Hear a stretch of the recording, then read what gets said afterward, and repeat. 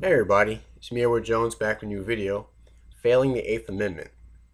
I recently watched a video by the Prepared Mind about torture and SHTF, and the likelihood that people will participate in torturing supposed enemies. And I'm against torture. I don't support it, and I hope to never have to engage in that kind of activity. So with that, with me saying that, I look at what's torturous nowadays. What kind of things that are done are supported by our society that really is torture. That actually works in contrary to the Eighth Amendment. Against cruel and unusual punishment and also and excessive fines. I look at you know the support for life imprisonment as I see that as being as a failing to uphold the Eighth Amendment. I mean, because you think about it, what is life imprisonment? Basically you're locking someone away for the rest of their life. And a lot of people say that well, it's cheaper to house someone than to go through all the appeals on death penalty cases. So it's cheap, So I guess I don't know the numbers. From last I heard, it's like 62. It's like 62,000 a year to house one inmate.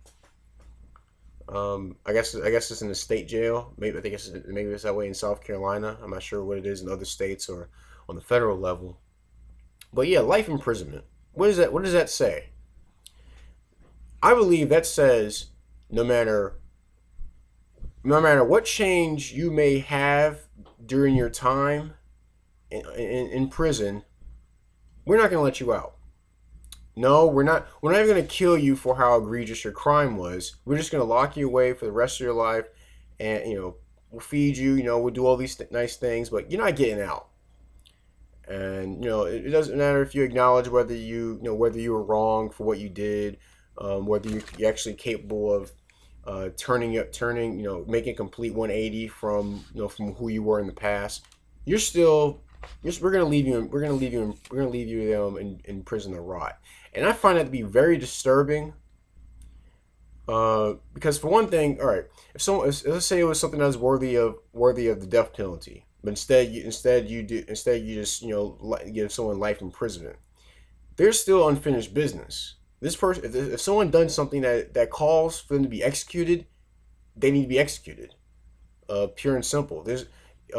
That's it's a great injustice to allow someone who has done who's committed an act so grave that you still keep them alive.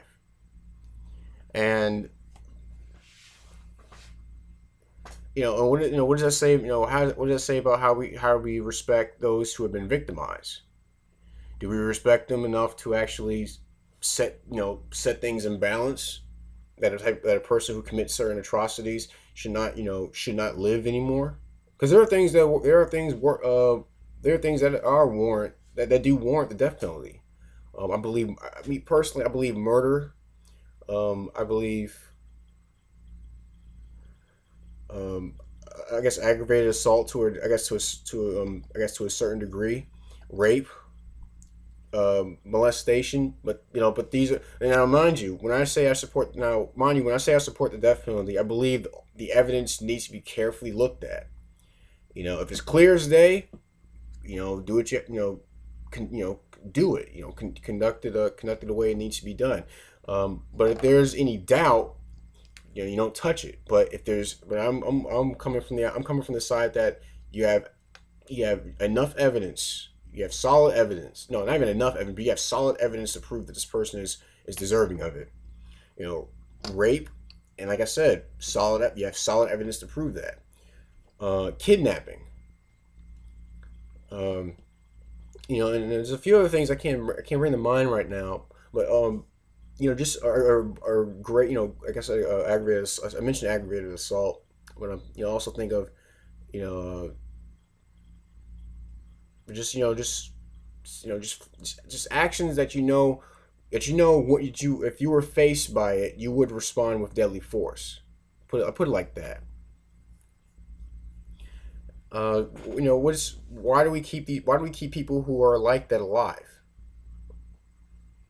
You lock them away, but there is still no absolute guarantee that person will get out. The most assured way of actually keeping someone like that from doing any more harm is by killing them. So I mean, it's sad to say, but that's the way it is. That's just fact, you know. Um, in the I mean in the Bible, that was like the first law that was given. I believe it was to Noah. Uh, it was that if any man that sheds the blood of another man, his life shall be taken by another man. So, murder should. I mean, that basically says murder is not meant to be tolerated. Um, but yet in our society, we keep murderers alive. We keep them housed. We feed them. For what? I don't know. I don't know why we do it. Um, but also about the death penalty, I believe it needs to be swift.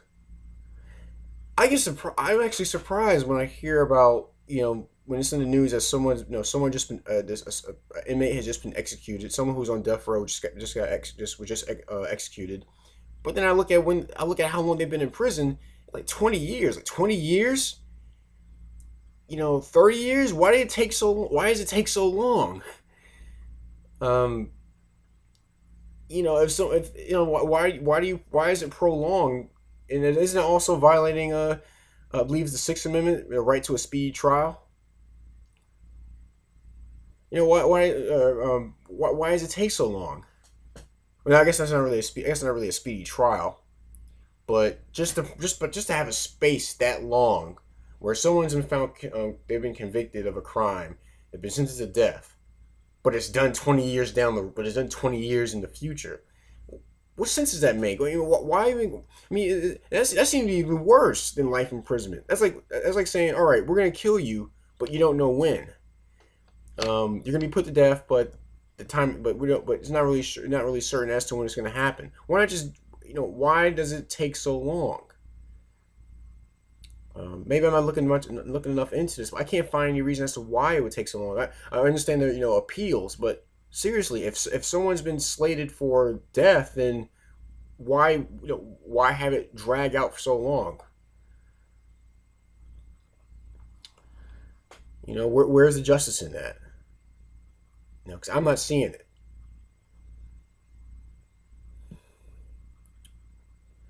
I look at a lot of things, and it's crazy. What's even more crazy is that the public support this kind of, locking someone, no, lock them away, let him rot. No, kill him and no kill if the crime calls for it, kill them, and then let's focus on focus our energy on things that that require it after this is taken care of. Let someone rot in prison. No, that's cruel and unusual. Letting too much time go by while someone's on death row. That's cruel and unusual. It's uncivilized. I don't understand. I don't understand how we can say we have a civilized society when we conduct ourselves in that fashion, or rather we condone that kind of behavior. From our elected officials and from our also just appointed officials. Um, so torture in a sense, it is in a sense condoned today. Maybe it's easier to condone these acts, condone life imprisonment where we're not the one that's actually housing the person. It's easy to support that kind of stuff when someone, far away from us is being kept in a cage. How's this? If you support life imprisonment, think about this. Would you house that person in your own home? Or maybe not, or rather in your basement or in your backyard, or maybe in your living room. They're just in a cage for the rest of their life. Would you do that to someone who's been convicted of murder? You know, some heavy stuff that's going on. Some disturbing things that go on nowadays. Well, maybe not even nowadays. Things that just always gone on. I think, while they continue to go on, I think it's far fetched to say we're a civilized society. Not when we allow this kind of stuff to go on. But please give me, let me know what you think. This is me, sharing my thoughts and my feelings about the matter. Um, Please tell me what you think. Leave a response in the comment section, or make a video response of your own.